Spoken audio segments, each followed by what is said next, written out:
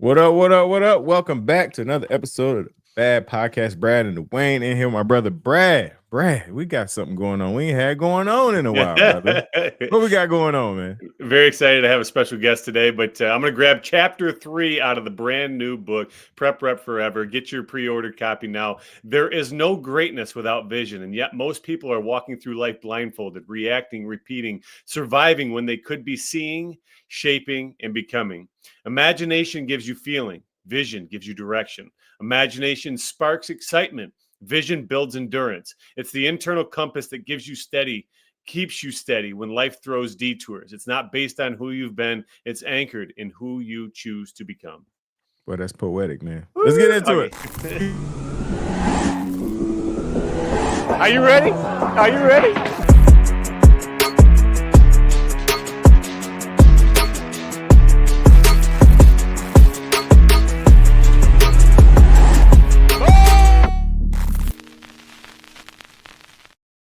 What it look like, what it be like, what it do. Back in here, another episode of the Bad Podcast, Brad and Dawain, coming to you through Facebook, through YouTube, through Instagram, wherever you're listening, wherever you're watching your podcast catcher. We appreciate you doing that. Also, while we have your attention right here, we want you to leave a review, man. Let people know about your favorite podcast, man, the Bad Podcast on the E2M Fitness Network, man. So make sure you guys check that out. Make sure you hit that subscribe button. But Brad, let's get into the business, man. What we got going on, man? So this young buck on the screen, him and I have a lot of similarities from where we come from and where we're kind of projected and all that. But this guy's a former goaltender like myself. We play for the same organization, and even today we still have the same trajectory in life. And this is my friend Jackson. Jackson, I want to turn it over to you. Introduce yourself and tell us a little bit about yourself. All right. Well, thanks for having me. So my name's Jackson Roth. I'm from, Jamestown, New York, like Brad here. And I've kind of gone from, hockey goalie to kind of stepped into this world of fitness through endurance, strength training, kind of all these different fitness challenges, I guess. I've kind of found a way into these especially ultra endurance events somehow. I don't know, but along the way, you learn a lot about yourself and fitness in general. So it's been a fun ride so far, and love to talk about it. Mm-hmm.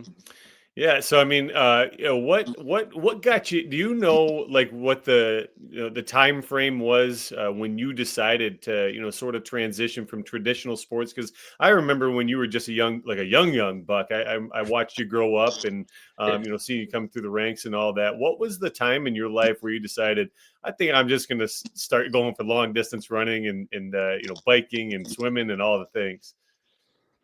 Well, in high school, I really wanted to play, like next level hockey. You want to play junior hockey, college hockey.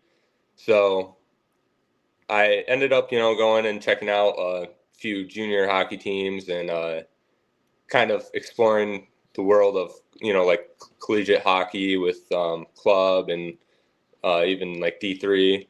And I loved like training for hockey. So I would train quite a bit, like more than anyone else on my team, at least. I was always doing hand-eye coordination because I'm a goalie, all sorts of stretching, mobility, weight training, everything I could. But I think what I really liked about it the most was the training. So going from high school into college, I ended up coming to Mercier's because I wanted to do ROTC. That's just a program in which you go in and you go in and do kind of Army training throughout your years in college, and then once you get out, you become an Army officer. So once I got out of high school, I came here and did ROTC, didn't end up playing hockey, and kind of just had nothing to do but train. And then after that, my dad kind of presented the opportunity to me to run a marathon. So we trained for and ran a marathon. I did all this research and did it to the best of my ability, best of my knowledge, I would say, just because I wasn't as educated on endurance sports yet. But, trained hard and went and did it. I had a lot of fun. But at the same time, after doing it, I said, I'm never doing another one of these again. So, you know, a little while goes by. I don't run. I'm just kind of weight training. But then I, you know, just get the itch to train more, to do more. And my dad had this crazy idea after only running one marathon. He came up to me and said, let's run 100 miles. And from there, we just, you know, we did what we could. Trained really hard for that one. Like that was 6 months of really intense training. Got to the start line and kind of fell on my face, but we finished, you know? Yeah. That's wild.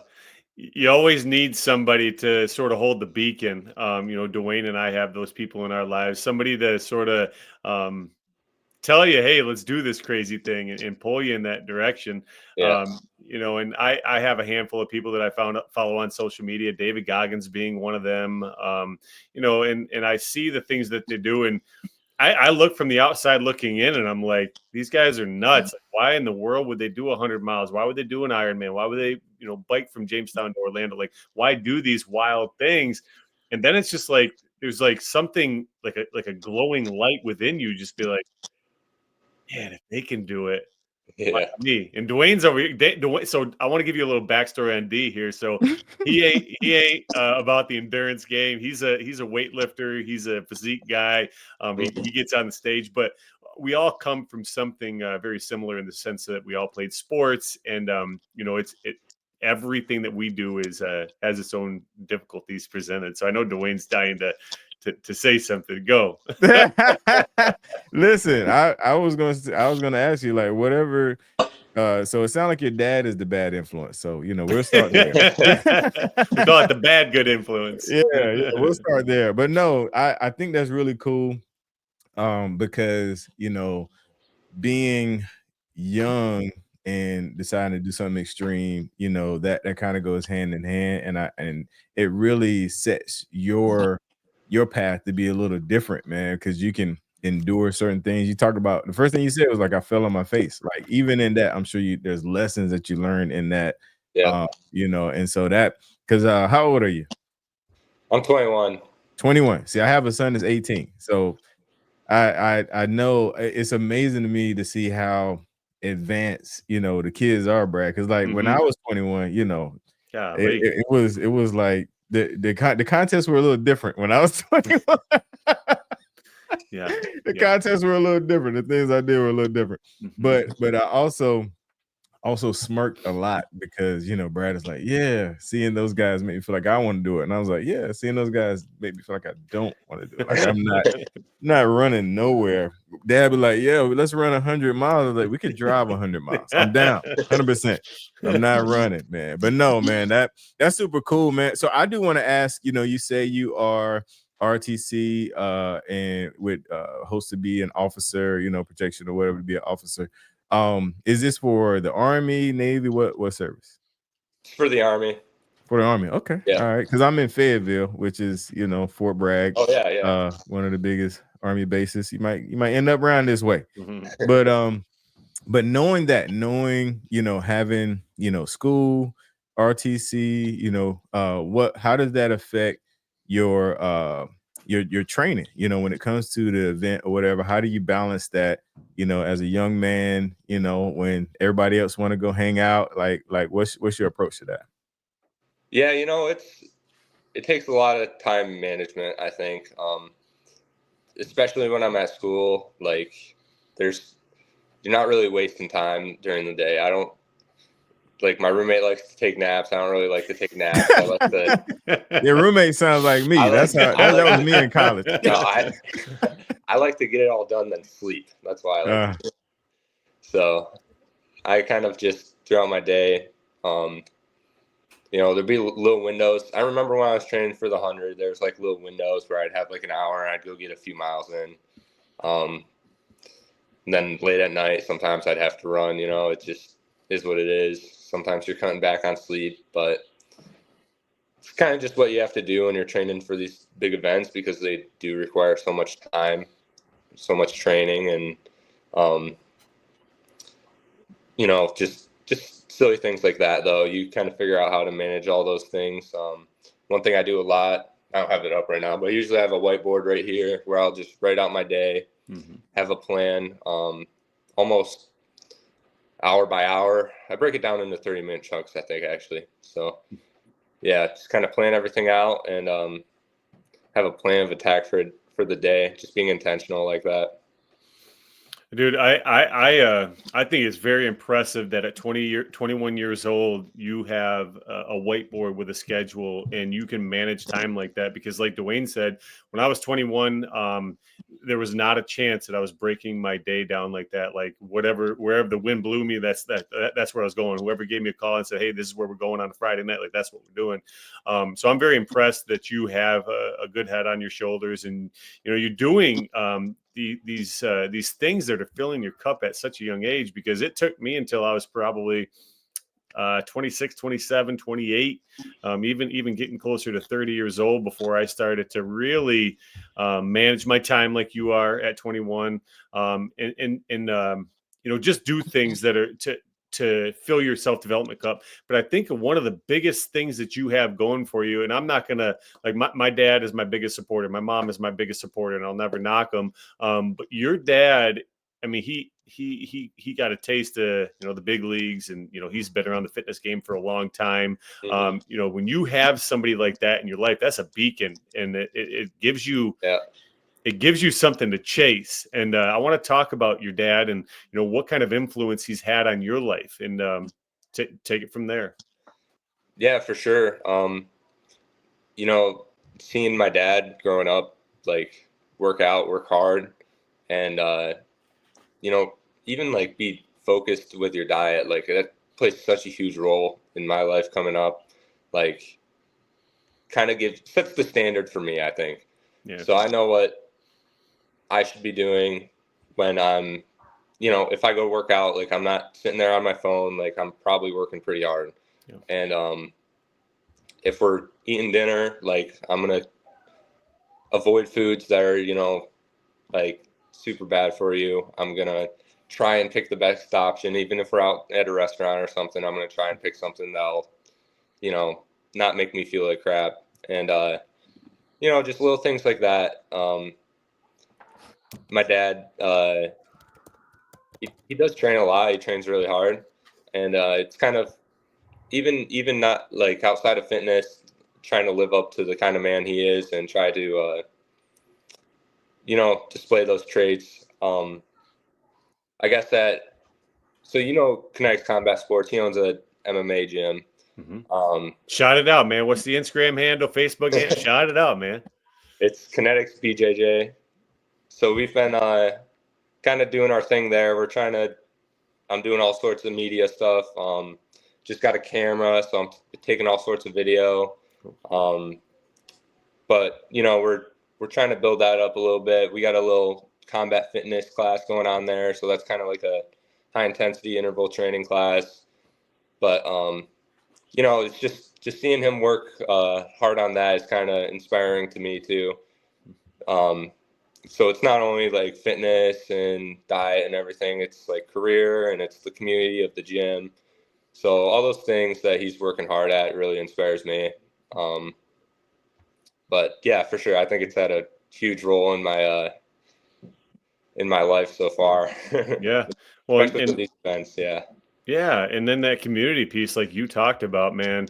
When you get surrounded by the right people, the right folks. Dawain and I talk about this almost every single week. You kind of become what you are, or what you surround yourself with. And when I was in college, man, I hung out with certain groups of people, and they were doing certain sorts of activities, and I wasn't doing the things that you were doing. And I've opened up on that, and I won't go down that path today. But you surround yourself with certain communities, and I know a handful of the guys that you train with, and the people that you train with down at Kinetics, and some of them are my good friends, and I wouldn't mess with one of them because I ain't a fighter like that. I'm more of a lover. But I've seen some of the folks that you guys train with, and I know what kind of dudes you guys are, and it's just really cool to see, from the outside looking in, a young man like yourself, and your dad, he sort of set the bar and showed you the way. now you're becoming your own man, and now you're leading for others. And I think that's the important thing here, is that you're out there and you're setting the example for those following. And I'm 10. Oh man, now I'm dating myself. I'm about let's see here, 17 years older than you, which is just bizarre. 17 years older, but you're somebody that I look up to, because I see you out there doing the 100-mile boy. I see you doing the kinetic stuff. I see you doing all this fun in our world, fun and exciting events. But you're somebody that I aspire to be like, and be very proud of that, because you're paving the path for a lot of people. And even the people that aren't doing what you set out to do, there's still a lot of people that aspire to be like you. So be very proud of that. Cool. Hey, so I have a question, man, because a lot of this is important. When you have goals and you're ambitious and all of those things. So what is something that what's something that you want to do that you hadn't done yet? Like, give me one of the either runs, activities, something that's on your list. I mean, I can't say bucket list because you are 21 years old, like you are far away from the bucket, but what's something, a challenge or something that you haven't done yet but you want to do? Oh boy, I have a lot of them, but Nice. Man, the one that pops to head, the one I've been thinking about a lot lately is the Ironman, the full distance Ironman. Mm-hmm. So I've done a half distance, a 70.3, but something about, I love that experience. The 70.3, that's so fun to train for, so fun to run. But the full distance, it's a whole different beast. Like, you would think it'd be similar to the 70.3, but from everything I hear, it's a lot more intense, a lot more training, and it's going to be a lot harder. So that kind of excites me right now, especially getting into the other disciplines like the swim and the bike. I definitely need a lot of work there. So I think it'd be super interesting to hop into the Ironman. We were thinking about doing Ironman Arizona. It's coming up here in a few months, but I don't think that's going to happen. But we might have to wait till year. We'll see. How many months away is it? I think it's 2 months. Yeah. Have you been swimming? A little bit. I've been in the pool last week. I only got 2 workouts in the pool. I did about 4.5 hours on the bike. So nothing too crazy yet, but hey man, do it while you're young. If you can train for that sucker in 2 months, man. if anybody can do it, I think you could do it. I will say, so I've done the full, which everybody knows, but it is a different bear, and I am retired unless my kids pull me out of retirement when they get to be of age, because for me, Jackson, I would love to do another one. You know how the vibe is, the camaraderie, all the things, like the energy is through the roof. But for me, the training posed is one of the biggest issues. I'm a busy guy. I got a family. I got a wife and things like that. And when I was on the road Saturdays for 8, 9, 10 hours training between the bike, the run, the swim, that just poses too much for me. So I am retired, but I think, man, if you can pull it off in 2 months, do it. And if not, what I say is click it, man. Find yourself your Iron Man and go for it. For sure. I'm looking into it. We'll see. Yeah. Nice. All right, Brad, anything else you want to cover before we start the transition? I want to ask one question, and then we can wrap this up. We keep our podcast pretty short. Just attention span in 2025 is minimal. What keeps you motivated and or disciplined, especially being a 21-year-old in college, like surrounded by people that are doing whatever, sleeping, after night activities, whatever. What's something that keeps you driven, being surrounded by that? It's sometimes I'm not motivated at all. It's one of those things where I would rather go hang out with my friends on a Friday night rather than get my few miles in. But a lot of the times it's just discipline. I know I'm going to feel better if I go do what I need to do, and I, maintain that narrow path, because I know if I step too far off the path, I'm going to have a bad, next day, next week, whatever, because if you get too far off of that, disciplined path, it's easy to slip and keep slipping and slipping. So when I'm really I find that when I'm really chasing ambitious goals, I'm much more likely to stay on a super narrow, disciplined path. And that's what I really like about these big events. It's not even though it takes so much of my time, I think that it really makes me a better person. It makes me better even in school. I get better grades when I'm training for these things for some odd reason. But yeah, just kind of maintaining that discipline, knowing that I'm going to feel better if I do the hard thing and I do the right thing. And at the same time, I definitely do spend time with my friends. I do, go out and hang out and stuff. So I think there's a little bit of balance there, but also knowing that my workout, my diet, my discipline kind of comes first. So that's awesome, man. Sure. I'll say the diet was not something that I knew about when I was 21. I mean, I had the full pass at the cafeteria. Boy, I was eating chicken tenders every day. Man, get me a Pepsi or Mountain Dew every day. Man, listen. And there's probably a reason why I was, overweight and all the things. So Well, I wasn't overweight in college, but I definitely did not eat well at all. a little bit. yeah. Man, all right, man. So we have a segment on our podcast we call the "Do You Know or Did You Know" moment. So I want you to be thinking of something that you may not have said publicly, something if somebody watched this that knows you, they would not know about you, something that is not criminal unless the time has passed, but you're only 21, so the statute of limitation, unless you did it at 5, would not apply. I'm gonna play this video, give you time to think. This it could be a fact, it could be a life experience, something that people don't know about you. It'll play. I mean, we'll ask you right after this video. It's a quick video, so go ahead and think on it. Here we go. Do you know? All right, video's over. So, what is the "Do you know or did you know" moment about Mr. Jackson? Huh. Well, I'm really good at juggling. Really? Brad might know this one. Yes, sir. It's kind of my hidden talent I whip out every now and again. So I'm pretty good at juggling. Okay. Oh yeah. I respect that. Back.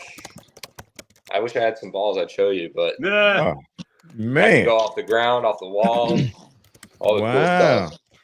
That's the hand-eye hockey thing, right? That's a goaltender thing, man. That's one of my hidden talents as well. Just Man. juggling. I am jealous of you both because that is not a talent I have, but I always wanted it. I thought it was so cool. But no, that's really cool, man. That's a good one. That's a good one for sure. So I need you to record yourself juggling, send it to Brad so we can throw it in on one of our posts. Maybe Brad, you do it too, man. It'll be a fun little clip. Hey, not a bad idea. Yeah. Good stuff, man. Well, listen, we appreciate you coming on, brother. It's been a pleasure to meet you, and definitely inspired by you, and want to encourage you, man, to keep doing your thing. Which I don't have to say that because you're driven, you're focused, and I love it. Super excited. So, Brad, close us out, my brother. Yes, sir. Hey guys, be uncommon. Don't be afraid to be different. Be afraid to be like everybody else. Till next time, y'all. We out of here.